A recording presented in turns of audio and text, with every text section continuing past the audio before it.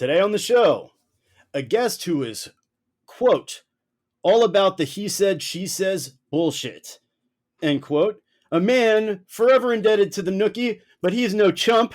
Our next guest came packing a chainsaw, and boy does he like to break stuff. Pour out some hot dog flavored water for this chocolate starfish. We bring you the inimitable, illustrious illustrator, Wesley Robinson.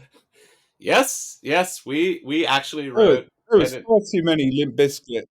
I've never subscribed to being a Limp Bizkit fan. No, I just want to put it out there now. No, but you happen to have the same name, first name only, as Wes Borland. Yeah.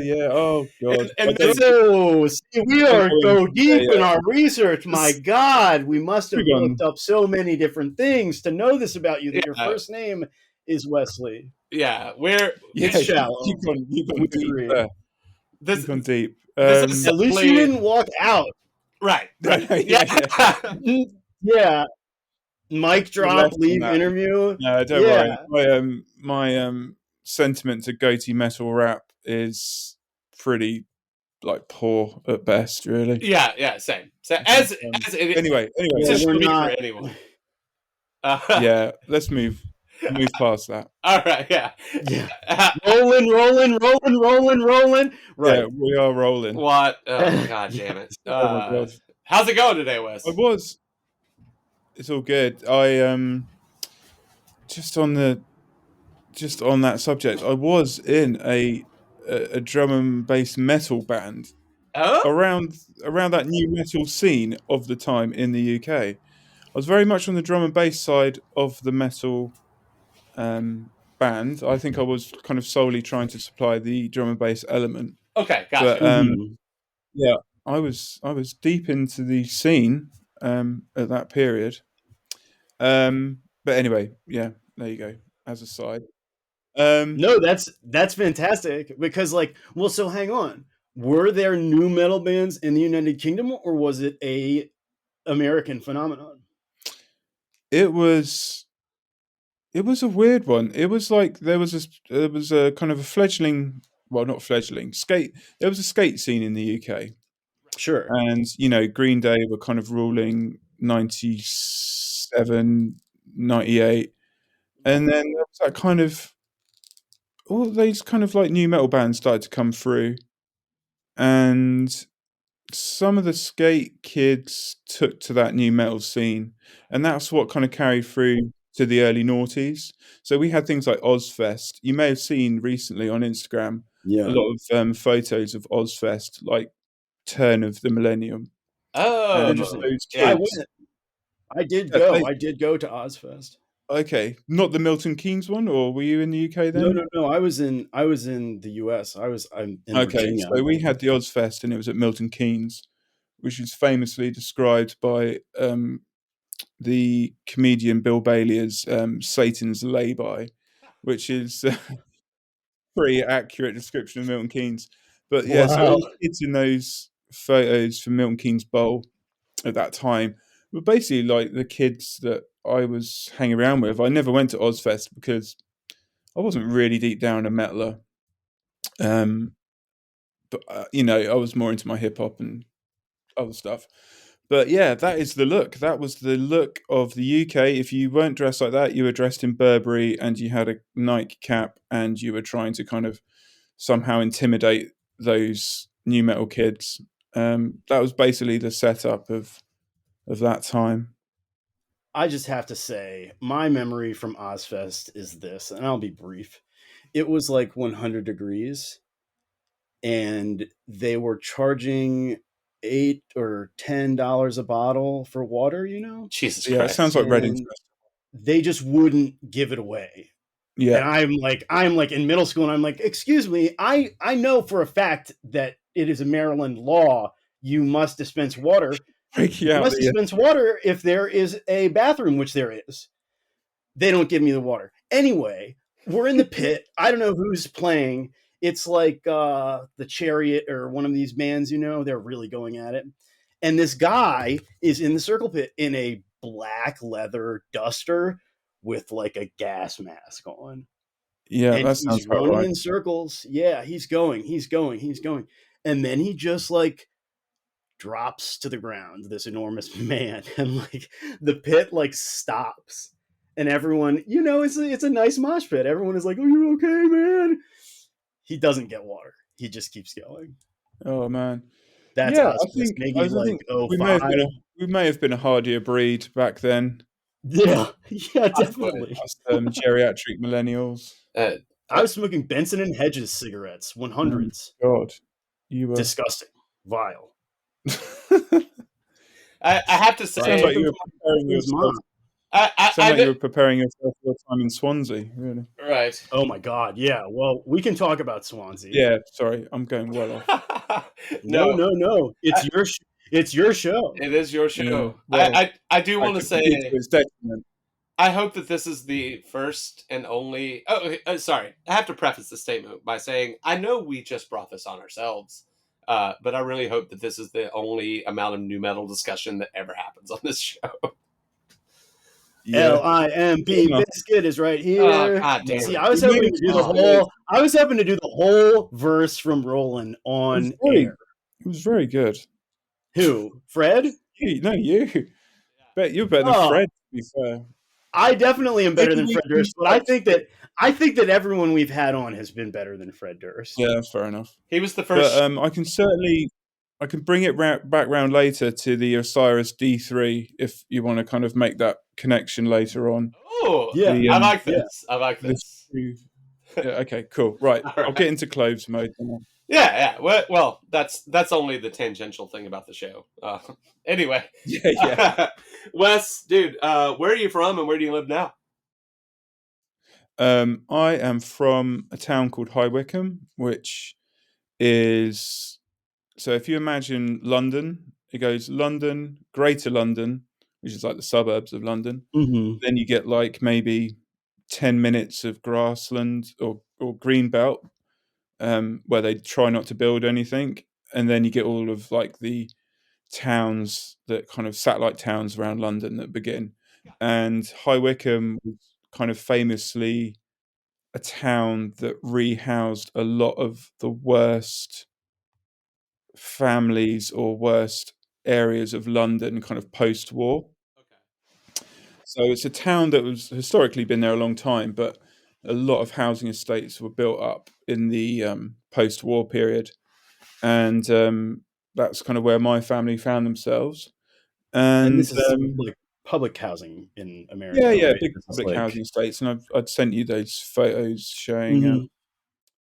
there was a guy called oh God, I haven't even answered your second part of that question. But so it's okay. Yeah, no, it's okay because we were hoping to get into it. Okay, cool. Well, so yeah, I'll talk about High Wycombe for a bit because it is an interesting place in that it's probably one of the most multicultural places of that time in the UK. There's a big West Indian community in there, and it was kind of... I don't know, growing up in it, I didn't really realise what experience I was getting growing up. And High Wycombe is an interesting place. So the estate which my parents grew up on and my grandparents lived on until they passed, there was a guy called Gavin Watson, who's a photographer, who's quite famous now. He's worked for some big names in terms of people that hire him for his photography. But he got a camera when he was a young kid, probably around the time that I was born. And he just started shooting photos of his friends on this estate, who all happened to be skinheads. The actual skins, not boneheads. Yeah, I suppose it was still a skinhead revival because the true skins really were the kind of, Spirit 69 skins. But then, like, by the time you get to kind of late 70s, early 80s, you've got skinhead movement as people probably imagine it now. And but it was a multicultural. His friendship group was multicultural. And there was West Indian kids who were skinheads, and and it was very much a kind of a music-driven scene and a style-driven scene. So So yeah, if you look at Gavin Watson skins, his photos are incredible, and like I'll see like my nan's house in the background, and Oh, that's you awesome. know, yeah, and it's like I would have literally been. That is like the world I was born into. You know, I would have been like a kid being pushed around in a pram while those photos were being taken. Yeah. Yeah. So it's nice. Like I don't really have much. Like I don't wish to ever really go back to my hometown. Like maybe to see my friends, but there is something about seeing those photos and seeing the UK in that time that's very. I can get quite nostalgic about it. Hell yeah, Um, that's awesome. and I've said to Gavin, I've messaged Gavin. Oh, I've got an error come up. Are we good? Yeah, I think so. Okay, might just be on mine. So I can get a bit nostalgic for that, and like I've said to Gavin, you know, I, for whatever it means to you about these pictures, for me, it's like it really captured a time um, that kind of I just don't know. I don't think I would have any connection to High Wycombe if it wasn't for his photos in a way, Yeah, because I get okay, that. I've got a few family photos, but he kind of captured the time and the place where I was born, just part of his kind of hobby, Totally. which You said that you were, or it's you said a couple minutes ago, like you were a geriatric millennial. So I'm assuming that we're probably around the same age. But like, was there I was there just any part of that like skin, punk, whatever scene that was still existing there when you were, when you came of age? well, the really cool thing about High Wycombe is that it had a big alternative scene. Oh It had a strong music scene, had a strong local music scene. Even going back to my parents' generation, it was one of the places where the Stones and the Beatles and then later, Sex Pistols. I think the owner of the local music venue nearly managed the Sex Pistols, but they were too much for him, and he gave them to Malcolm McLaren. Oh wow. That's the so that was a place with the Nag's Head, and I think Howlin' Wolf played there, and it has a big blues loft kind of history. Right. So these are the kind of places that were around me and still survived. And so we would go to a place called the White Horse, which was a new metal night, ska punk, like full on kind of metal. But then like it was like the place where Kings of Leon had their first UK gig, and this was like kind of a crappy pub that underage kids could get into, and there was like a strip joint upstairs. It was a funny place, but these were like the places we were going to as like teenagers, Yeah. and it was great in a way. So you could go down there on like a slightly kind of punk leaning oi night or something like that, and it would be filled with like the old skinheads. Or we could go to like a Northern Soul night, Oh and fuck all the old yes. skins would be there. Right. So like all the old skins, and then all the Northern Soul guys would get the talc out and do the dancing, and the people who are actually photoed in the book Skins were my friend's older siblings. That's So fucking sick. so yeah, you would like meet those guys from that book. Probably this was a time where I probably owned the book, but I wasn't so invested in it because I was still kind of young. Um, but you kind of knew the character of the town and the people who had kind of their identity was stamped on them. Like they weren't going to not ever not be skins anymore. Whereas Yeah, now we might rejuvenate ourselves every 10 years. right. So yeah, it was a great place in that respect. Like Yeah, my love of music this is like is really quite. Sorry. hearing this, because I've been obsessed with like traditional skinhead culture since I was like 15. Uh, don't really ask me why. I've never identified as a skin, but like I've been Mm, seeing photos from this book for the better part of like 25 years of my life, and like hearing, I yeah, don't know, it's hearing amazing. stories about it, and like this weird connection that somehow happened through clothing is like my platonic ideal of Yeah, what the show is about. Well, it's about working class cohesion. right? Isn't that the whole point of the You skinhead can romanticize it. scene? I think, Well, so that is at the outset what it was about, right? Was well, the working class temptation, culture banding together. yeah, I think the temptation to do that, especially if you're looking to bring cohesiveness where we're lacking it at the moment, is to romanticize it. But I think what you'll find is that, like with everything, it's a bit confused in itself. So you might find that, like going back, I'm not going to talk on behalf of anyone because I don't, Yeah, I don't, not skin myself. Never been involved in the skinhead scene, and my knowledge of it is second, third hand at best. But I feel what I've heard from other people is it was quite a confused time. Like there was racism in the UK, even back in like the '69 era, and then moving forward into the '80s, there was still a thing of there wasn't a lot of social cohesion, just kind of generally, I guess. But what was happening and what happened in, say, that estate and High Wycombe generally was that people were just becoming friends with, you know, second generation immigrant families. And that was like whether it was through schooling or work and then relationships.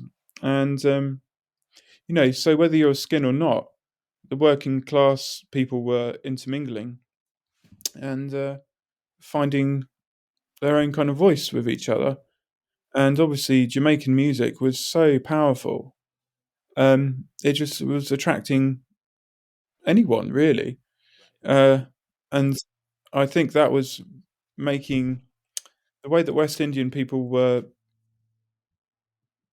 beginning to live in the UK meant that we could have they were open to white people coming into their nights and and going to their house parties, and we the whole scene grew from that. So reggae for me, like my first memory of music is kind of the Israelites, Oh um, yes.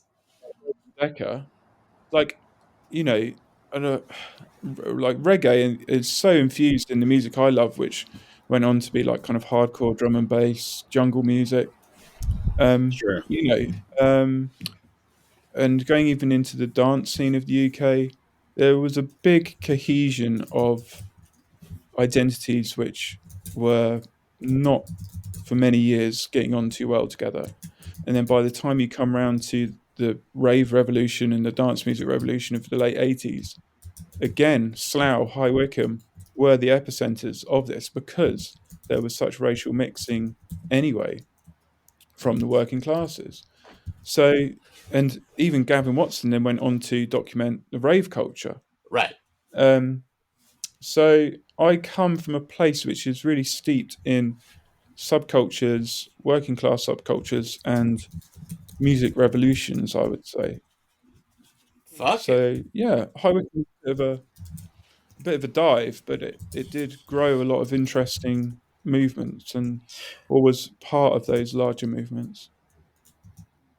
Because I think I have said before, like, diversity is the answer, right? I mean, diversity is what spawns a lot of, as you say, creativity, all sorts of stuff. Well, the US is a prime example of getting the best brains from around the world and then becoming probably the most kind of, I don't want to say powerful nation, but look at all of everything that, I mean, I know it's tricky with America because its past is so checkered, Right. but That is a very diplomatic way of wording yeah, it. yeah. But then the thing is, it's like none of the people, oh, we're all, none of us made decisions that have put us where we are. We appeared, Right. for the best part, anywhere between 30 and 40 years ago, into a situation which we had no prior input in, and a lot of people are trying to console what's happened previously. And but the thing is like if you look at all the countries which have been open to a lot of other cultures coming together, they've either been very good at creating cultural movements or technological revolutions. Um, so there is a lot of good from that, and a society has to be cohesive in order for it to work. So you can't turn back the clock, and if you're going to move forward, then you have to work out ways of you know building bridges. So whatever your political leaning, we all kind of want to get on in our lives. It doesn't mean you have to be in each other's pockets, but you kind of just have a mutual respect. But yeah, I don't know. I mean, I've kind of made my peace with that part of my thinking, if you know what I mean. Totally, Um, totally. And I I don't mean, really it sounds like stamp it with any political identity. it sounds like as a proper actual adult, you have like realized, as you said a few minutes ago, you didn't really like understand your upbringing while it was happening, but like it's a pretty special one. It kind of seems like. Yeah, I mean, I was friends with my best friends. So by the time I was school age, we moved just outside the town into a village next to a big military base. Mm-hmm. So I was kind of schooled on the military base, even though my parents aren't military. And my best friends were two brothers, and their dad was Indian and their mother was English. But to avoid any issues, they told everyone they were Portuguese. You know, and I later found out another friend I had who I Interesting. thought was Portuguese was of Indian, Anglo-Indian background. So you think of there being good cohesion, but people are still hiding their racial identity in Oh, order I'm to. not saying it made it into a perfect place. Oh no, no, I'm no! just I'm saying not. I I'm not. thought that was the idea of that subculture, basically, was that the working class should kind of unite. I mean, of course there are I mean, racist elements in that technically, right? oh yeah, I think it would like the West Indian guys could be getting on really well with the native white British guys, but then they both might really not get on with you know the uh, the guys from not so much. I don't know, like the South Asian Yeah. community might not be getting on, or and like my friend Simon, we always make a Mhm. joke because we we've got childhood memories together. His dad was Indian, and we talk about High Wycombe, and we kind of reflect on race a lot differently now than this generation. And like our joke to ourselves is like in High Wycombe, you couldn't racially profile people. You couldn't do it on race because everyone was a threat, or everyone could potentially be a threat. You're more likely to get mugged by a crew of white guys than you were anyone else, just by the fact that there was more of those guys predominantly in town. So you didn't mark people by those markers, racial markers. It didn't work. You had to kind of see people for who they were and their attitude they were giving off. So it was an interesting time and it was an interesting place. And um, the 80s and 90s was really overshadowed by kind of casual violence, just going out. I mean, it might be the same now for a lot of kids, but back then for us, it was there was always the threat of casual violence on a Right. night out. I was so surprised by that in Swansea because like I live in Baltimore Yeah, and people were like, "Oh my god, like we're you going to sort go of get fight casual this violence when person." people are armed, though. That's the problem. Well, that's the thing. I'm saying like, "Hello, like do these people have weapons, And they're like, "No, no, nobody has any weapons. It's This is it's Swansea." it's And kind of it's like recreational. does Yeah, not work that way where I am from. yeah. It's a strange identity we have in the UK, I think. I don't know what it is. I've The like never really worked it out. glassing. There's just a lot of violent undertones which just don't seem to be there so much anymore, which is a good thing. Yeah. Um, Yeah. Me and Tony, who you've had on, Tony Yeah. Sylvester. Um, it's nice in a way. He's a few years older than me, but we can kind of get nostalgic about life in the 80s and 90s. Like he grew up very close to where I grew up, Oh, that's fucking cool. and and of kind of similar backgrounds. Like, so I found out recently that my grandmother was born in like a women's refuge in Marylebone, which is like not a glamorous start for anyone. That's like a little place in London, and his great grandmother, I think, was born in similar circumstances in Soho. So it's kind of like we're two kind of guys who mirror a lot of interests, but also mirror quite a similar upbringing. But he was raised slightly further into the suburbs of London. But we can kind of really get caught up into the nostalgia of 80s and 90s UK and just really get into that, what it was like to live at that time, which, you know, it's only now that you can kind of stand back and see what it was and how kind of not, just like the threat of violence around every turn. It's so weird. It's so alien to me now in a way. Right, right. But it was the UK culture. But what came from that was these subcultures as well, like violent fashion subcultures. Like mod had its, and rockers was a violent subculture. Teddy boys was a violent subculture. Skins had obviously a violent edge to it. And even like, when you go up to like Chabs and that scene of the early noughties, again, a very violent scene. Although like the only kind of stopgap that ever happened in that was like the kind of rave culture and everyone kind of getting into fields and taking ecstasy and barriers dropping down. But as distance passed, I suppose that was our kind of like hippie time.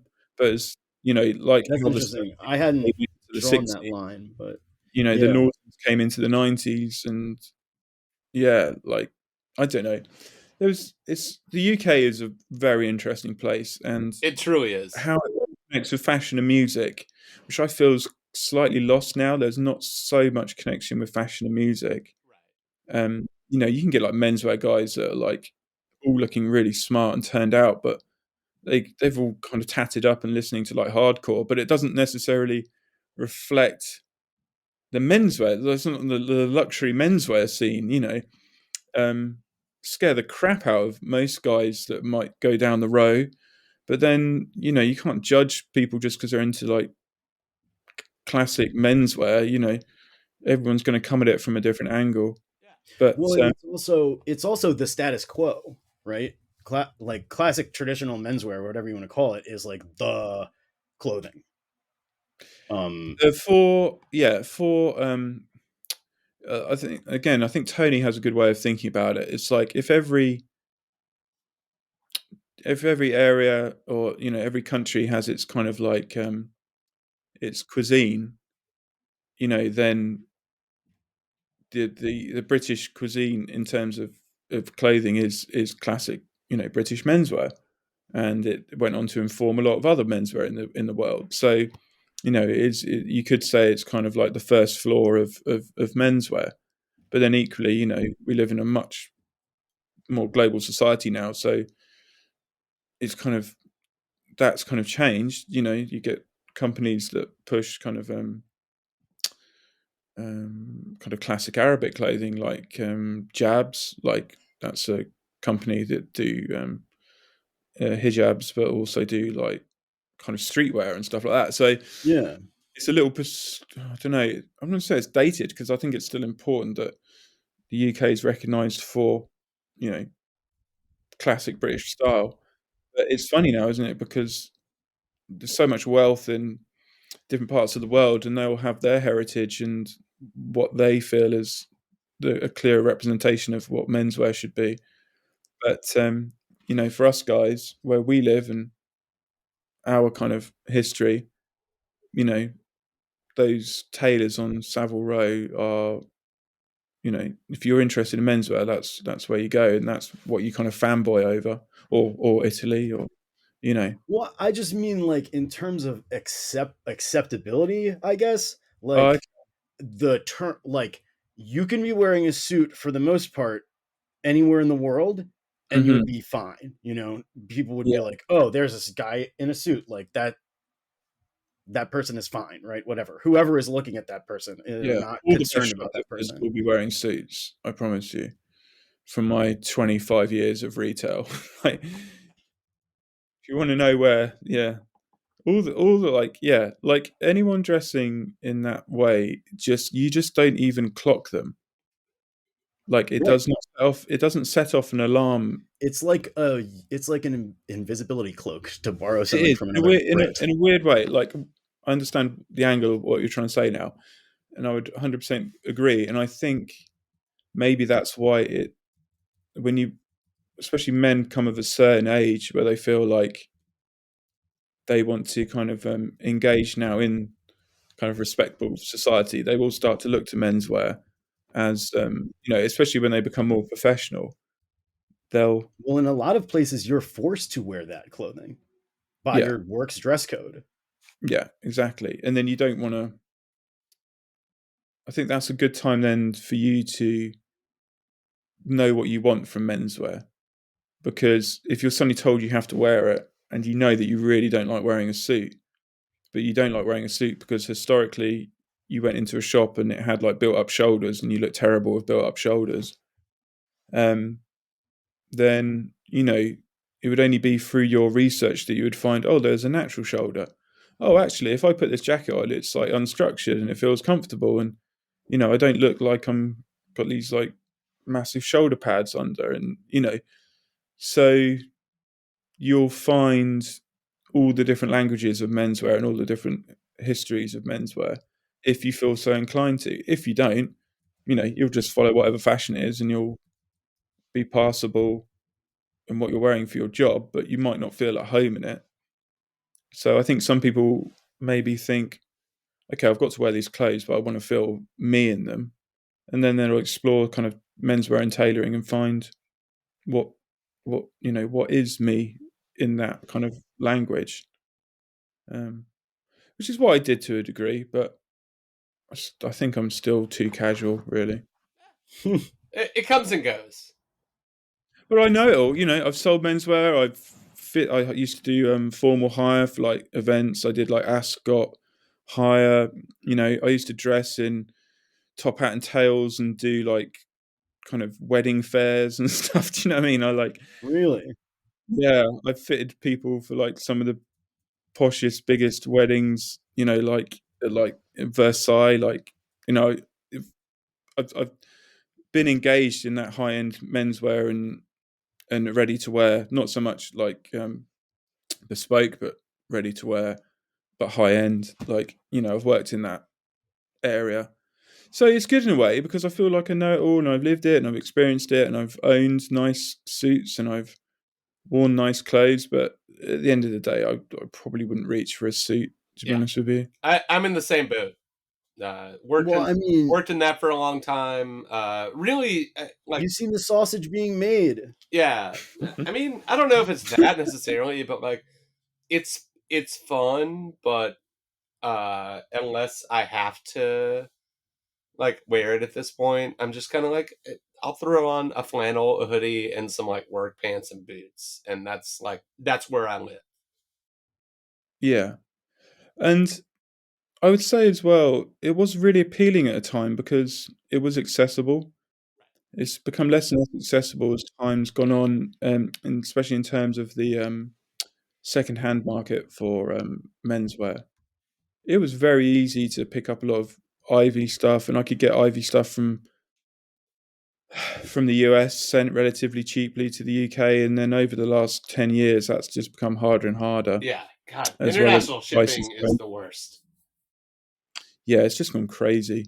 So a large part of my menswear story, or being into menswear, has been adapting to kind of what I could afford, what was available, and what I kind of thought worked for me, or what I thought reflected me. But it changes over time, and you get in different.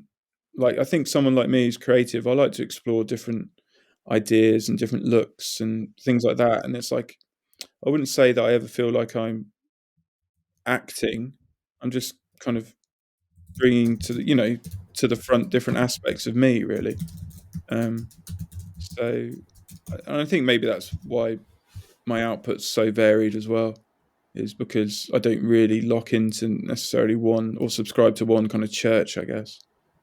That was the funny thing about going through your um, Instagram, was that like it was challenging to pin you down. I guess like they were all of the work was varied.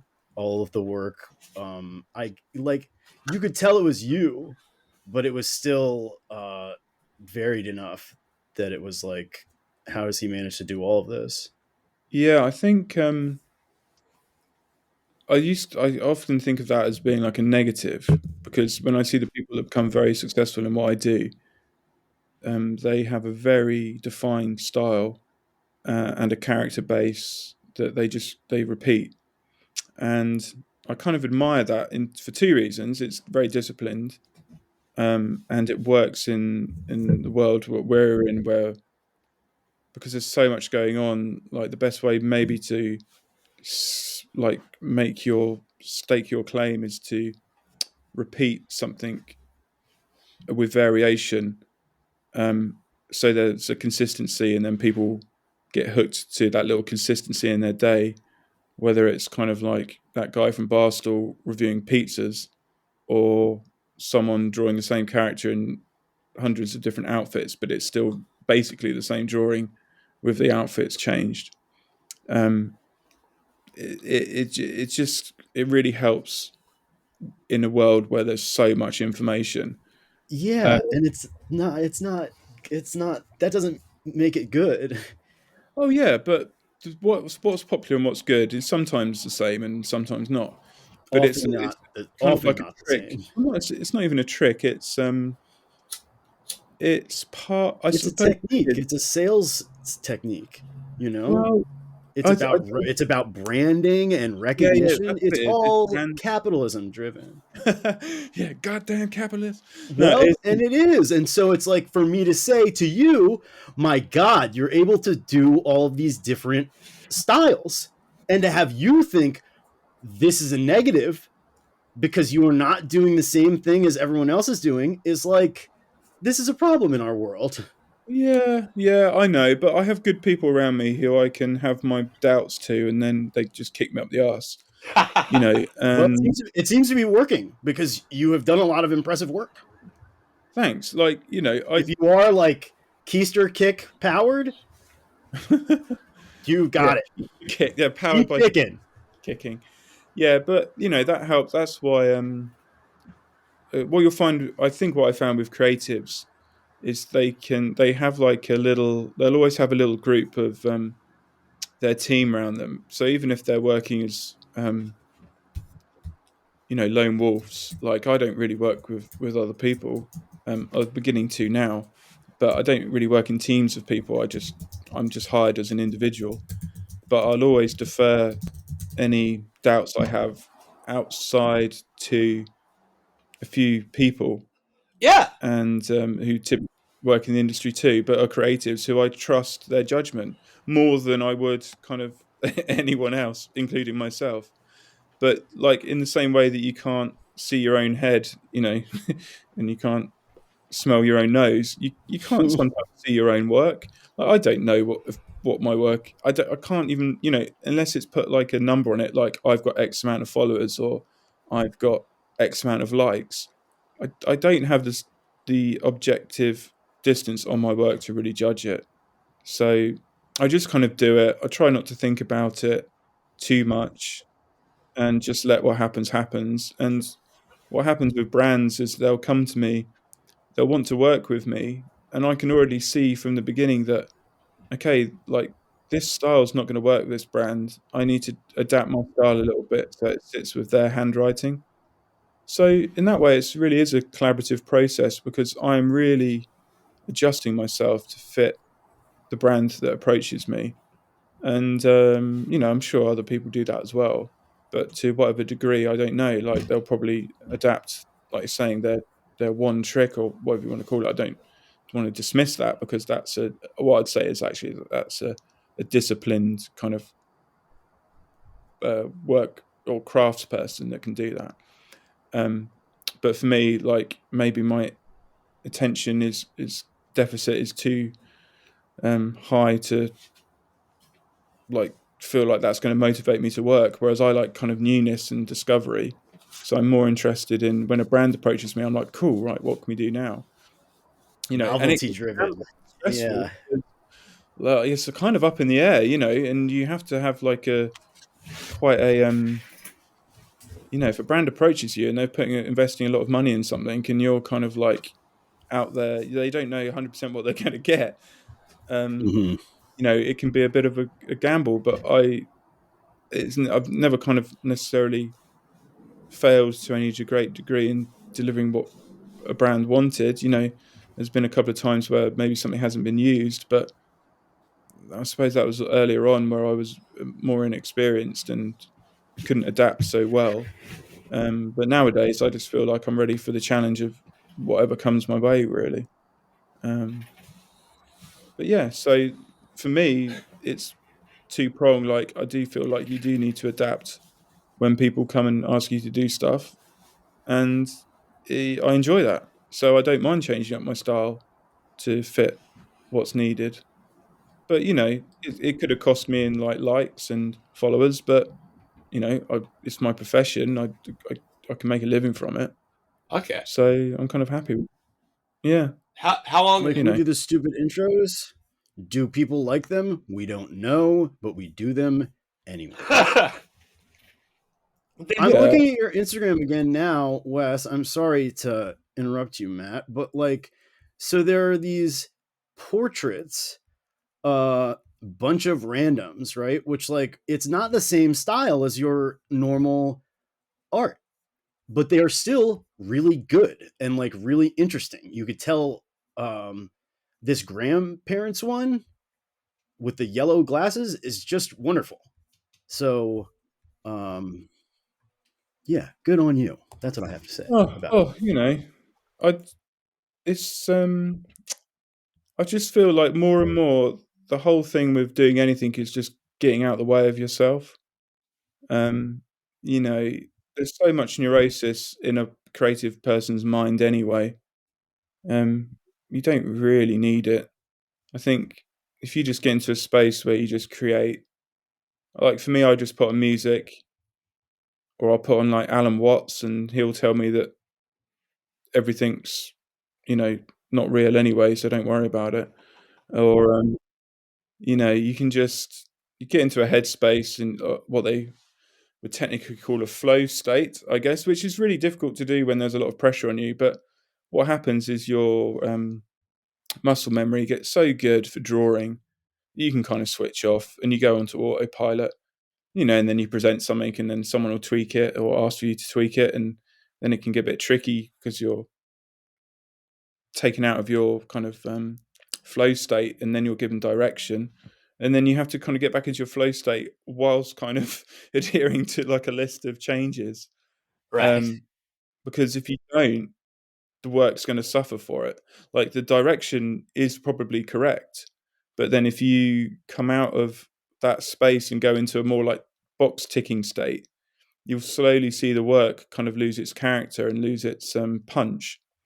So you have to learn, I suppose, like an actor, you have to take direction, but then still um, give the kind of effortlessness of being a good actor, if you see what I mean, or the effortlessness of being a good or being a competent kind of illustrator or artist. But yeah, it's interesting. I mean, it's an interesting job. It's a bit of a crazy one as well. But um, Well, it's like all of the, so whenever I post my outfits, which I do often, I right? know, and Like your legs. yeah. They upset people, but they some people they don't upset. So I'm saying the outfits that get the most, as you were talking about earlier, like approval that I know of through the likes, are the ones that I just like did not consider. I like put no thought into whatsoever, and I just like, Or even I was like, this looks horrible, but I'm gonna leave the house anyway. And then people are like, dude, what a good outfit. So fire, man. And so it's like, it just is that way, I think. Yeah, I've got I'm quite lucky because out of all of the father-in-laws I could have ended up with, I ended up with one who's worked predominantly as a creative their whole life. Oh, fuck. Oh, nice. And faced That's really nice. the demand of being a creative. And what does he do? Do you mind? No, he's a really good musician. He had, okay, yeah. I was wondering like if he was an illustrator also. No, my father was a designer, or is a designer. But no, my father-in-law is a musician, and he had a lot of success in the 70s. He went on to working in the record industry, and he was kind of good friends with the Steely Dan guys and stuff like that. And so he hung around a good crew of musicians and professionals, and he's very into like the creative process to the point where he's like you're saying, what you think's mindless isn't mindless. It's just you're not aware of it. And then you're in your flow state, right? Yeah. So your best decisions, like I get caught up in theory a lot because it kind of occupies me when I'm not drawing to focus on different theoretical approaches and stuff. But you can't have them in your head when you work because it just interrupts your creativity in a way. It's surreal. Not surreal. It seems absurd that you should care so much about theory, but then have to forget it in order to do anything any good. But like what I'm trying to say, bring it back to what you said, is like you are making lots of critical judgments probably as you throw stuff on, but you're just not aware of it. And because you're kind of giving into more instinct, like good theory is just good instinct. Like bad theory makes for bad results. And same with bad instinct. Bad instinct makes for bad results, but good instinct and good theory hopefully makes for good results, So don't doubt your intuition really when you're doing anything. And clothing is good. I find that I really think these colors go together, but they go together so well that it looks obvious, and then it kind of like, oh, you look like you've tried. Do you know what I mean? So right, it's like, yes, yeah. The fine line between like looking like you didn't try and looking like you tried way too fucking hard. Yeah, dude. LDP stuff said to me like, "This is your greatest outfit in recent memory." And I like was wearing a tweed jacket and a flannel shirt. Like I was like not doing anything. And then also like you got to think about, you can aim to dress like other people, but ultimately with any kind of endeavor or creative endeavor, you're trying to line up with yourself. Do you know what I mean? So maybe I want to take it to the max. Basically, I want it to be the most absurd that it can be, and that's why I have a purple jacket on. And that's the thing. There's no. It's so easy to judge other people by your taste and standard, but I try not to do that anymore. I would judge someone by, and it's difficult because you don't know everyone really as themselves, but you can kind of see when something lines up, like their features, their color palette, their attitude. When that all goes into sync. And that's what some of the most popular people are, like Kevis Manzi. I don't know if you know him. He does a lot for Ralph Lauren. I think he works for Ralph Lauren, but then he models. He's lives in Paris, and he's so like is. I don't know, can't explain it. Like when he puts his clothes on, he is so them. Like it never looks out of place in his style, and it can be quite eccentric in terms of how Ralph Lauren is, but it always suits him. But then you'll find other people who have to dress in a much different way that equally suits them, and I couldn't ever say that one's better than the other. But what you would find if someone tried to dress like Kevis or dress like, say, a different example, and it didn't suit them, then it wouldn't work. So it's just those people that find their voice, and it's a true representation of them, and it all lines up, then they become almost like, legendary or mythical, or have like an archetype about them. Wow. So, Wow. that can be, I wouldn't say that's the end game of menswear, but I think it's what you should be looking for in menswear, is finding yourself. And it should be a journey into discovering what you like and what works for you. And, I like to play around. And I think that's the thing with me, like in the way that I can be quite versatile with how I draw, I can be quite versatile with the way I dress. So it's difficult for me Is to it pin. just drawing? There's painting also? It's all digital. Okay. It's all digital. So I just refer it to as drawing, because I suppose, No. Yeah, and there's a question in here too about nomenclature, which I made into a pun because of Gnomecore from later. Where do you think about your work? Like, if there is a spectrum of cartooning at oh, okay. one end, right, and illustration at the other, and people are like, my stuff, these are not cartoons, like this is an illustration. I was just wondering, like, are you, so you, it's drawing? Like I would honestly say that, and Dick Carroll would probably disagree with me. I would sometimes say I would say like Charles Schultz and Peanuts is as good as Van Gogh, but in a That's so completely funny, different Matt. way. That's what Matt said. Isn't that what you said, Matt? Yeah, not in those If exact I words. quoted you unknowingly, Not entirely, but when we were like working on the template of questions and things, I had the thought, I was like, which prompted this question. I was like, who would not consider Charles Schultz an artist? Like, who would simply regale him to being a probably him. cartoonist? Right. Yeah, But probably I him. mean, I guess I'm talking like modern day, like, you know, Yeah. the Peanuts are so Well, revered at this point. Worst Like, where is the art difference? is a snobbish. uh, so I think if you attended an art school, you'd quickly find out. Oh, I'm sure. I'm Um, sure. Yeah. That's I what did, I'm saying. Like, yeah, the and and snobbishness that is comes so down to, rigid. yeah, but then that all comes down to cultural gatekeeping, and Oh yeah. it's like I think anyone who truly invested in the visual arts can probably see the greatness in any kind of area of it, if you see what I mean. But getting back to the what the difference is, it can be, painting is a bloody hard thing to do. Like, It's extremely, balance to extremely, yeah. balance a painting is it's hard. So the prospect of what happens when you cartoon is you simplify, so, and you abstract. So it's almost like, how well can you simplify and abstract and maintain the quality of what it is you're trying to portray. And that's what Picasso ended up doing with his work, was that he was, through his abstractions, he was, what's the minimum kind of effort to represent that. How do I make that into an icon? Yeah. And that's really interesting. Like, abstraction is really interesting if you actually get into it.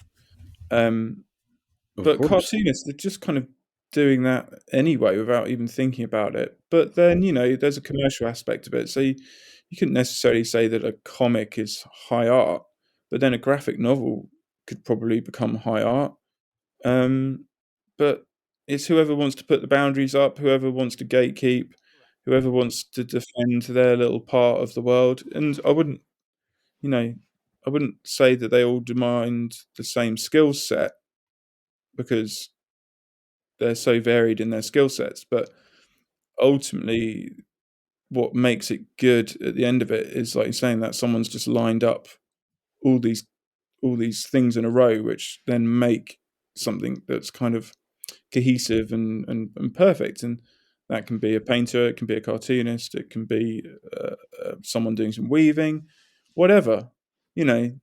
But fine art has got, since the invention of kind of conceptual art, has been changed massively. So conceptual art isn't necessarily first caring about the aesthetic, and you can't argue with that either. Really, you just have to let that be and let it be its thing, and accept that that's part of kind of our culture, our art culture as well. So you can get snooty about it, but I think ultimately everyone's just executing different things to different degrees of kind of skill, really, and you can recognize that if you're into it.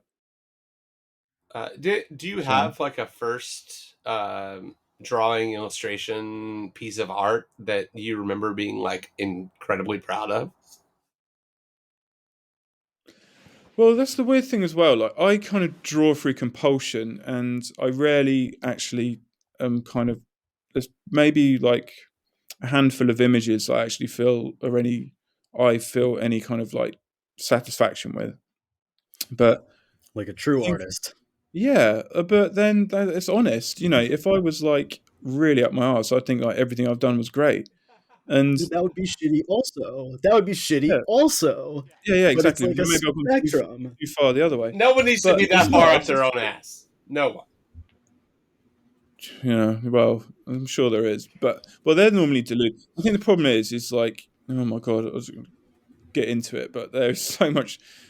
I think there takes a lot of delusion to be a creative and an artist, and then finally you catch up with your delusion and realize, oh wow, I was a bit deluded there. So whether you delude yourself into thinking you're terrible or delude yourself into thinking you're great, ultimately you're probably just in the middle somewhere, and you're competent enough and you can create the work. But the thing for me is I just drew from such a young age that I never thought of it really as being anything special or anything that other people couldn't do. And I would just fill like sketchbooks from a young age with just like faces, just like drawings of faces, almost like. And I was put in front of like recordings of Charlie Brown from like a young age, and like anyone sat in front of cartoons, but the language of kind of kids' cartoons for me as a child was just kind of obvious. Like, I don't know, I just felt like I could understand cartoons, and I would copy Disney cartoons and later kind of Garfield and stuff like that. And it was just like, I don't know, it was just something I did and I didn't give any thought to it. And your parents might go, oh, that's nice. But I don't necessarily think I was trying to satisfy anything other than just the itch of wanting to draw and kind of recreate what I enjoyed looking at. So I was, in retrospect, I was quite impressed because my mum found a drawing the other day I did. I must have been super young, of like Goofy, and I was like, I couldn't even draw that now. Like, it was really like decent, and I was like, "You sure? You sure this isn't just like something I coloured in? You know what I mean? Did I do the line work on that?" And she's like, "Yeah, you just drew this as like a kid." And I used to be able to draw like manga really well. Me and my friend Simon were obsessed with manga when we were like 11, 12, 13, and we would draw manga all day long. And I could draw really good like manga. I couldn't do it now. Right, right. I don't know where that went. So I just had an ability to. I would copy like Chinese ornamental plates and stuff like that. Like, I don't know. I just had a compulsion to do it as a kid, really. But then I found rave music and drum and bass and jungle music, and I just got obsessed with music, and I just forgot about my art, really, and just got into music in a really big way. But unfortunately, I didn't have the natural kind of ability with music, even though I've kind of love it more, I guess. Right. Well, So does your musical taste inform your art? Like I feel like that's a pretty yeah, obvious one. I think I've learned that it. Yeah, I think I've learned that it does actually. That's cool. I did wonder about that. I have synesthesia, so whenever I listen to music, I kind of see it in my mind's eye. Oh shit. Okay. I think Wait. Hold on. Yeah, I think Hockney's got that. Say what it is one more time. It broke up. Well, there's different types of synesthesia, and I can't remember what the technical term for mine is, but it means that when I listen to music, I will um, get like a abstract, like visual space in my mind that's kind of animated along with the music. So it can be like the shapes and Like a colors kind of screensaver. interacting. It kind of looks like a kind of a kind of a screensaver, I guess. Those like classic screensavers where all the lights and that's what I'm talking about. Just like fractals bouncing around. yeah, it Well, is. it's like I know that you really have it also because this is the first mention of it, right? Because I feel like there I are would people. introduce myself with it straight away. Yeah. Yes, there's a man with the initials KW who is extremely effusive about his synesthesia, Okay. and I do not suspect that this KW has it. But Yeah. since you are just mentioning it, I think for sure, as a doctor You myself. kind of forget about it. I think when you've got it, it's like the first time I realized I had it was I was in band practice for a band I was in, and I was like, so basically as the track started playing, we started playing the track. It kind of goes along like on a conveyor belt, and it's all placed out in my mind, like all the cues and everything like that, all the music, and I just reflected on a bandmate. I was like, I don't think it does that, and I kind of described it pictorially to him, and he's like, "What are you doing?" I was like, "Oh yeah, but it doesn't look like that." And he's like, "Yeah, but it doesn't look like anything. It's music. What are you on about? You notate it. It doesn't have a visual cue." I'm like, "Oh right. Well, I see it all in my head." Holy And they were shit! like, "Okay, Yeah. yeah." So I would remember songs visually. I wouldn't remember them So I bet audibly. you were quite a talented musician. I'm sure you will not say I, as much, but I was good. I bet that you were. Well, the thing was, Are. I came to being a musician late, so I never got the technical Who qualities. cares? Who cares? Well, I was good. That's the I was boring good. part about music anyway. Who Yeah, cares yeah. about time signatures? I know. I've been around enough pompous lead guitarists to know. Yeah, I play music, but I don't know how to do it. I can sight read tabs. I mean, that's pretty good. That's And then decent. I've been, That's a decent way but to interpret music. yeah, like music. Musicians are a great bunch of people. Like, I love hanging around with musicians. I love to talk music. All my best friends are obsessed with music. Like, it's Same. just the underpinning to my life. And then visual culture just sits on top of my love of musical culture. Um, and finding those now that I feel like music had a real down point where it just wasn't having much cultural impact. Probably like it always has a cultural impact, but it kind of lost its way for a long period. But I feel like the generation beneath us really kind of fell in love with music again and built up cultures around music and Well, there's, I mean, much to discover, right? Yeah. Like I mean, yeah, Nirvana, for example. If you haven't heard a Nirvana song in your life and you hear a Nirvana song, you're like, holy shit, yeah, what is I this? really love that. I have more feel like Gen Z's approach to cultural kind of signifiers reflects so much more with how I feel than I did with my peer group who are typically a bit younger. Like the millennial peer group, I didn't really gel with. I'd much rather like hang out with some Gen Xers who knew all about kind of like the 20th century's musical output than millennials who were kind of like into that early kind of noughties weird. I don't know what happened in the noughties. I kind of wrote it off as a A decade, and black like hole. everyone started wearing like skinny trousers, and I was like, I don't know what's going on.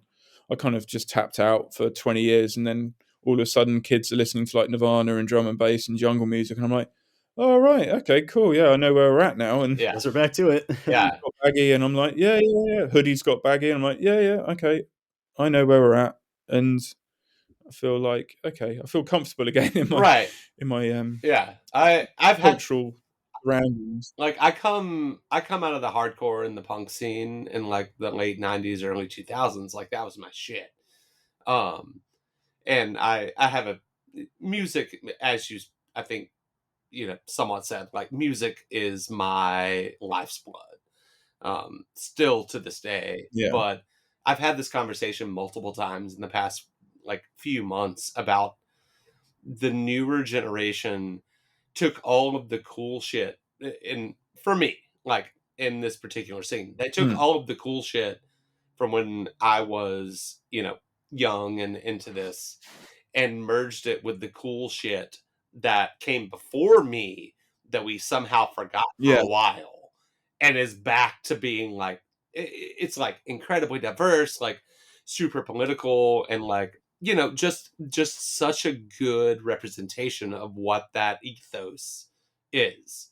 And like I love telling people that, and like have gotten more into, you know, going out to see a local show or a show in general in the past like 9 months. And like it's so heartening because I did disappear for a while because it just got boring. Yeah, like I wouldn't have listened to anything for a long time that would really have made me want to go to a gig. Right. And the other day I was listening to a band called Clowncore, and I could even pigeonhole it, and it was so exciting. I was like, you know, I live quite a long way away from London now in terms of like you can't just nip into London. You kind of have to plan the journey. Right. Right. And they were playing like that night, and I was like, do you know what? Like, if I didn't have the responsibility of, you know, having a family, I'd be like, right, I'm getting on the train because this music is so exciting. Right. I kind of need to be, What you know, and that's kind of probably like, what kind of style is it? sorry. Oh man, I can't pigeonhole it. It is insane. It's kind of like breakcore with like free jazz, breakcore, thrash, um, gabba, ambient. It is nuts, and the musicianship is so. It's just a drummer and a saxophonist, and they kind of play keyboards. Like a lightning bolt setup. Oh, it's mad, and yeah, Yeah, they're called yeah, Clown Clown. Cart. Yeah, I will It's definitely check that out. nuts. But just to kind of go on what you're just talking about, it's like I'm finding music again now that isn't. It's not exactly what I'd listened to in my formative years, but it's referencing it and it's adding, and it's just really exciting again. Whereas for such a period of time that wasn't the case. But then in fashion, I'm finding that as well. You know, like I'm seeing stuff now where it's like it's not my it's new. Like, okay, it might be referencing the 90s or whatever, but it still is. There's something added to it. There's a take on it, but and I think like again, like Tony and me were talking, and he's like everything's cyclical. It's not like time doesn't just go in a straight line. It kind of goes around in a spiral, and points in time line up. You know, so you would find like a fashion from like 1700s will sit with punk music, and then you have like Vivienne Westwood kind of referencing, you know, there's like new romanticism or there's punk romanticism, you know, so you've got the romanticism of the 1800s lining up with the romanticism of the 1980s, you know, and then you'll find that will probably pop up again at some point in our lifetime, and that's just a line running through the ages, but the archetype is true all the way through. So, you know, as the clock turns, you're like, whoa, I don't know where I'm at. Like, nothing's resonating with me. And then, you know, it's 12 o'clock, it's your time, and everything lines up again, you know. So you'll love the music that's out there now. You'll love the music of like 20 years ago. You know, I listened to Bartok and crazy serialists like Schoenberg, and it all kind of lines up because it's all just like crazy experimental music, kind of avant garde, you know, art. It all kind of just then lines up again, and you get that kind of epoch, I guess.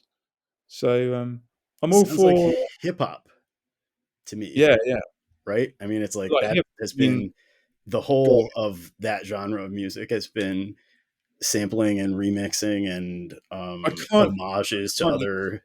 yeah, I can't explain to you the impact of hip hop in the UK and my life. Like Yeah, the UK was at the time that hip hop landed.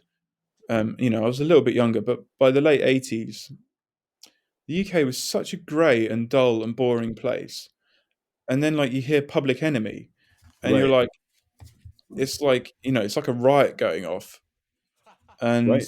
well, this, you know, so you get that kind of wave of late '80s rap, and then we get like the '90s commercial rap, like came through the success of the late '80s rap. So, you know, you'll be like, I wouldn't say I was into Vanilla Ice or anything like that, but you'll have all of that kind of MC Hammer, Vanilla Ice stuff. but then underneath that you would have like Eric B and Rakim like appearing on like the NBA VHSs that I used to get. So I was hearing all this like rap music, and I was obsessed with basketball culture, and that was just it for me, up until I kind of got into skating, and then that was again a slightly and even those similar kind of those worlds collided in our like formative years with like Kareem Campbell and the yeah the kind of like more Chad Chad yeah Muska, Musk the more Musk flow type of skating that eventually just led to, in my opinion, like, I'm not a skater, I tried, I sucked at it, but I appreciate it. But like that whole thing has like once again kind of culminated in a subculture in the 2020s. yeah exactly. It's great to see it as well because it was such a rich time. It was such a great time. The only thing that this generation would be lacking is the reference that it was like a wasteland of ideas, or your Well, there life is was that reference, right? I mean, the living early 2000s. life, yeah. Um, but like just going back, like I know previously you asked people like memories of like their first purchase, or first thing away from their parents, or something they've decided for themselves. And I was just thinking the other day, I was like, I do remember two items that I bought, or asked to have bought for me because I was too young. Please, yeah. And one was like this, like from. So I lived near a town called Watford, which is like again another kind of good example of a bit of a shithole, really.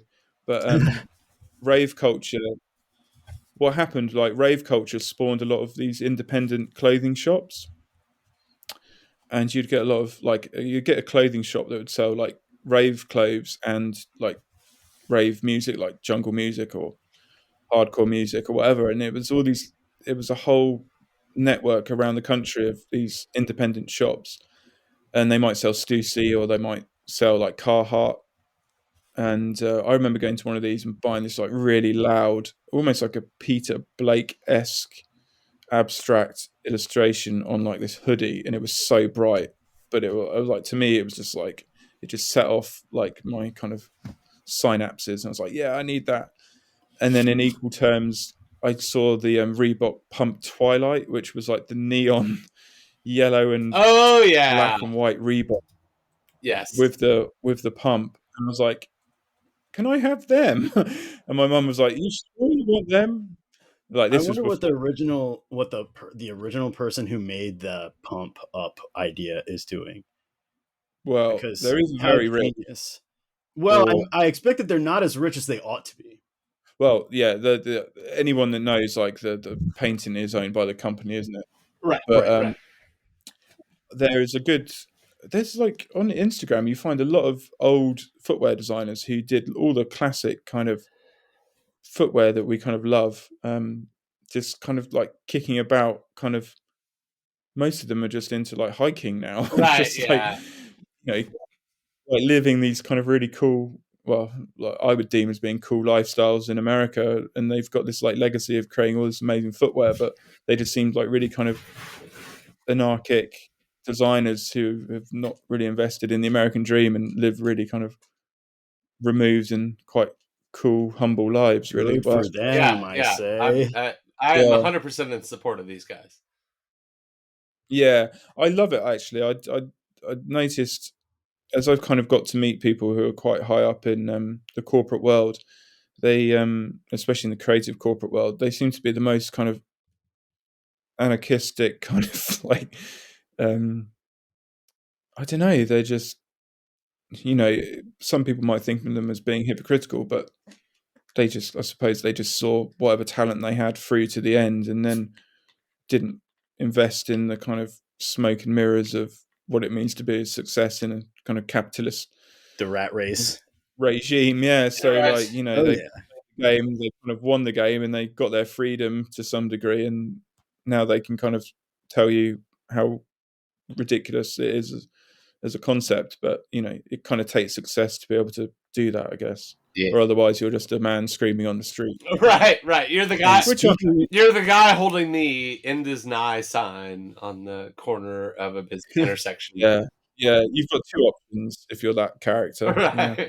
Well, so speaking of success, we had,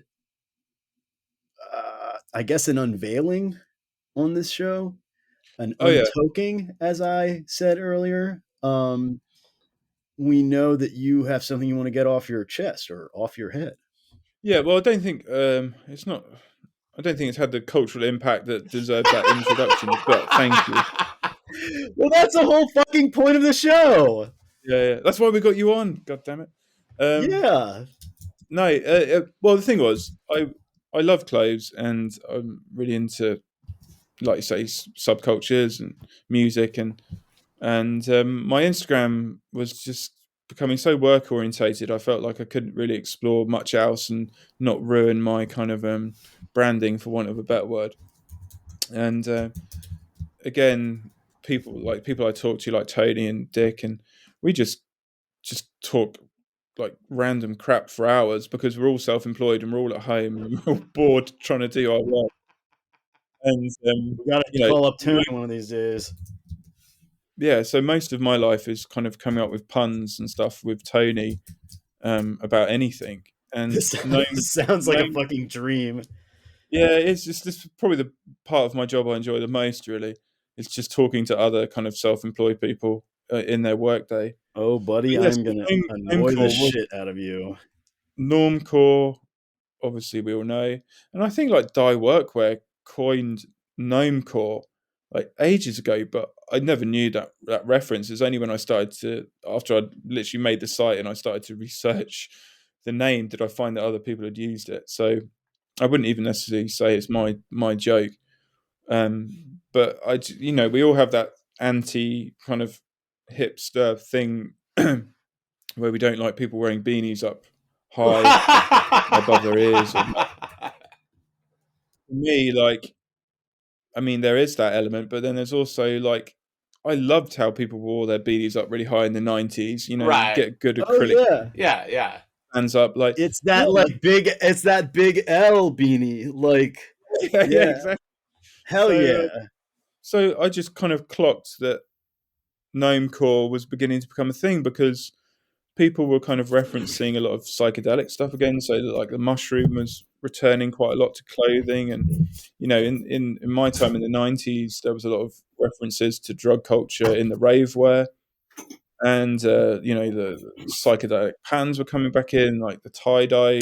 Thanks to COVID, everyone was tie dyeing because they had no reason to leave their house, so let's just tie dye some socks.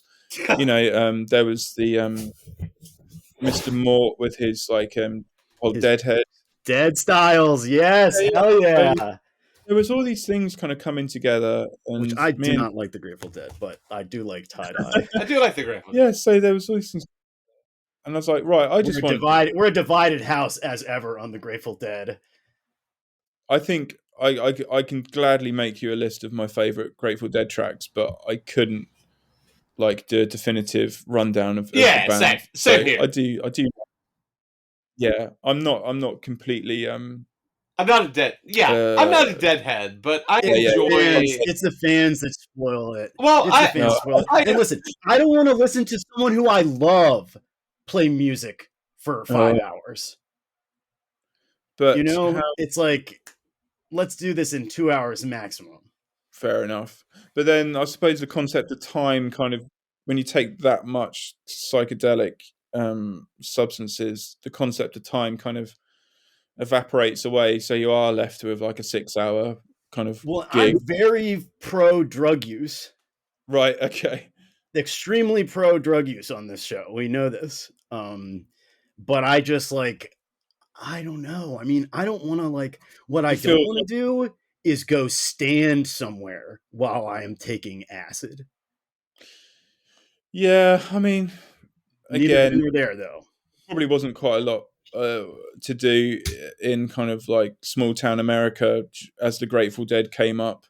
So it probably why people followed them around the country, kind of in car parks, getting absolutely ruined because there wasn't much else. Like, America wasn't giving them much else, really.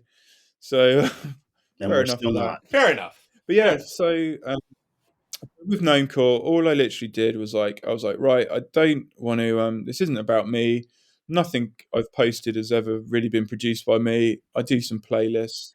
I invite people to do playlists, and I use other people's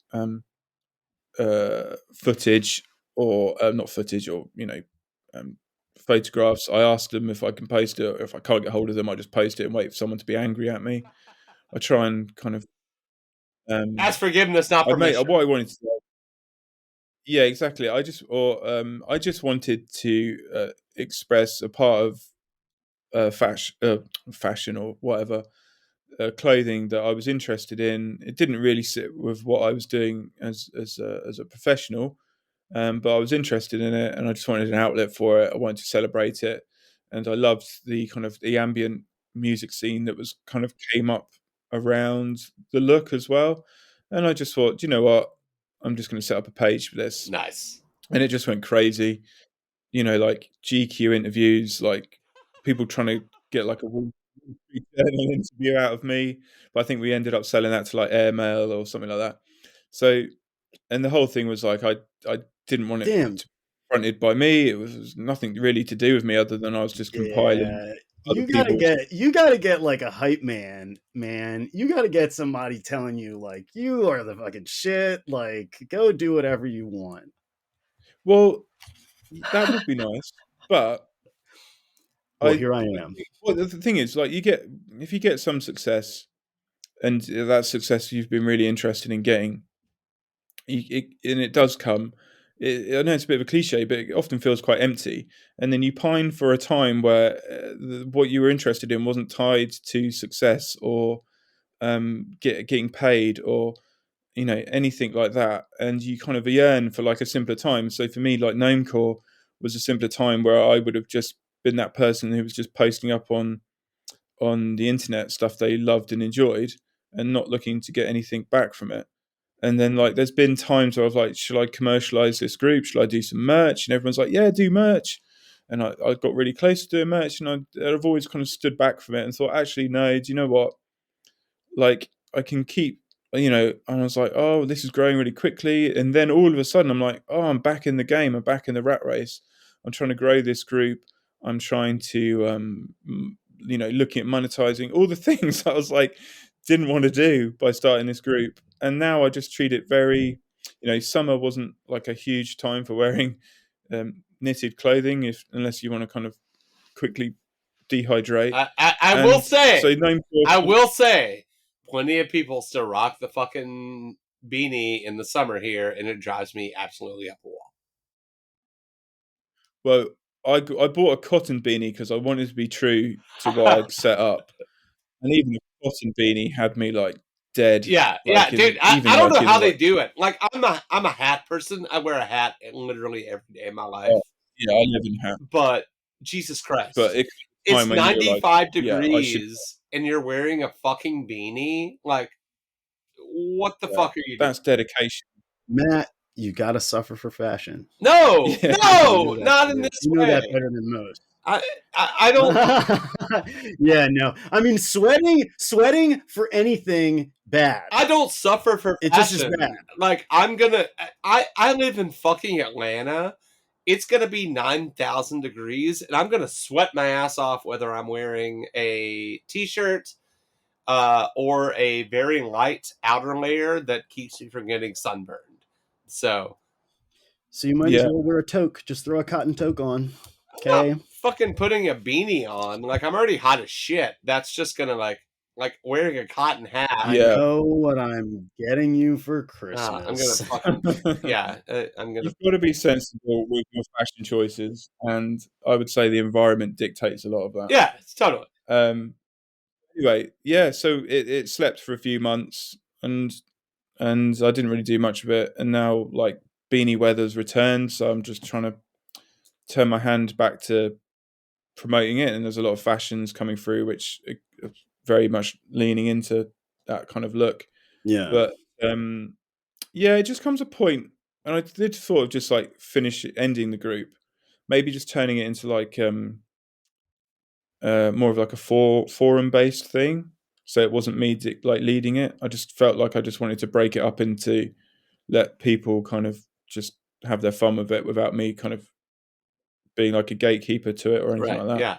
But I'm too busy or lazy to do that. So I've got a few more playlists that I just need to put up and put through, which people do for me, and we'll just see how it goes. But what it was for me was like an escape, and then that escape became a prison again. I was like, oh Christ, Right. like, you just can't escape your destiny. But I really enjoyed it. Like the first kind of few months of it was great. Like it was so kind of novel, but grounded in a kind of a movement that it was really fun, and it was nice to see that that can happen. And the internet is great for that. And it was so inclusive. Like it was a movement, and it is a movement. If it is a movement, it's a style that is so inclusive and so like it was like you just don't bring anything to it other than yourself and how much you want to reference a gnome. Like it's painfully simple. Um, but you can do it in a kind of a catwalky, fashiony way. You can do it as like a mum in a kind of like crafting way. There's a lot of Gnome like limit. there's no limit to it. No Oh man, limit soldier, motherfucker. you Oh yeah you yes. you I'm can so take it sorry off for my that hands joke. with exactly. There's no limit. Oh man, I mean, it's gonna be a good night now that we've got that. I mean, what more is there to say? but No more. and there is no more. Yeah. So it's a pun-based fashion movement largely, that relies on I'm cyber. surprised. I didn't. I thought I would get like official mailing for that, but I guess I have to weasel my way in. Well, anyone's welcome as long as you You adhere guys to. don't discriminate. No, there's very little discrimination. I would discriminate against anyone bringing bad vibes. That's about it, really. And I think I've had to block one account. It just doesn't seem to attract any bad vibes. It's just really like everyone seems to be interested in Gnomecore. Just is a delight to kind of converse with and in the DMs and stuff. So yeah, I have a good time with it, but I just get busy and I So can't it give any. gets down in the DMs with the Gnomecore. Are you getting like Oh, suggestive DMs about the I'm gnomes? no, I've not reached those. You're not up there yet. No, and I hope not to. Really. The sky's the limit, truly. Oh yeah, no, It's good in a way because you just feel like it's grabbed the imagination of people, and I've met a lot of again like musicians that are into like the ambient, like I think it's called fourth world music, but I just call it like ambient, and then we call it gnomecore. So there's like acts like Patricia Wolf and Greenhouse, and oh man, there's just loads of really good artists and musicians out there who are creating either like clothing or music that all kind of just without any kind of direction, just all kind of lines up so nicely in this kind of scene. And I just try and use it to promote those people. I don't take freebies. I don't like if I do a giveaway, it's not like because someone's paid in to do a giveaway or I haven't promoted anything because I get any money from it. It's just literally if I've liked it, then and I just felt like I wanted to post it, then I've posted it. And I suppose it was like in the original spirit of like the internet that I tried to maintain that kind of sharing and not monetizing. No, that's interesting. We talk about that here too, We talk about because that. Yeah. it's like not like that anymore. And as you were saying just now, like the struggle to not monetize shit. Like my sister Allison does a ton of work. She does a ton of art outside of her job, and people are always like, "Well, you could sell this, you could go to this market, you could do this." And she's like, "I don't want to do that. I'm doing this for myself. Like I'm doing this because this is like healing to me. I don't Yeah, want to make money off it." I made a conscious decision to try and monetize my drawing because I had no other discernible skills, and I didn't want to work in retail.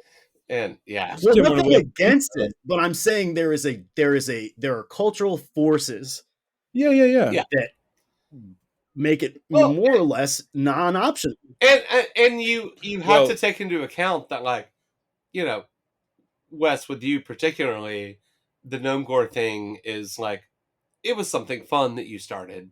It was something that, like, brought you joy. Yeah. You don't need to make money off of every single thing that brings you joy. And like that, you like every outlet and creative thing. Like, your art pays the bills, and that's fucking fantastic. But yeah, like, the idea that in the 2023 culture that you have to, like, only do things that make you a profit is so fucked up. You need a side hustle. You need to grind all the time. Yeah, I do set, feel sorry. I do feel sorry for us. I think it's good. I think, like, I wouldn't have been able to do what I did probably 30 years ago because there was so much kind of gatekeeping. There was so much luck. Whereas now it was like when Instagram was well behaved and would show people your work, it was really easy to grow. But then, like, Dick disagrees with me. He still thinks it's easy to do it. It's just people go off the boil and, like, blame the internet or something like that. But, like, I do think largely the internet, how it is, or that whole idea of having a side hustle or growing something, it's great. But if every moment of your life is kind of given to that, and like I was saying, from the experience of having success with that, and then realizing it didn't really give me anything other than, like, a month or two where I didn't have to worry about my bills, there's not really much past that, and you can lose sight of doing something because you love it. You can find that again in the commercial world. You can love what you do and be commercial with it, but it takes a lot of lessons to be learned in order to become that person, I think. And ultimately, if you are doing anything for the love of something, I love hobbyists. Like, my favorite people are, like, saying, musicians, but hobbyists as well. Hobbyists are great because they just love something and they don't care what it brings to them other than the joy of doing that hobby. And I'm very much of that spirit. I love a good hobby. Hell yeah. And for me, like, clothes and music are my hobbies, and now they are my work as well. So, or at least drawing is. So yeah. I mean, this is our hobby, basically. Like, this is not a money-making enterprise. Right. I mean, yeah. Like, it doesn't show in the production value. Oh, holy shit! That might be the best compliment that we have had. Thank you. Yeah.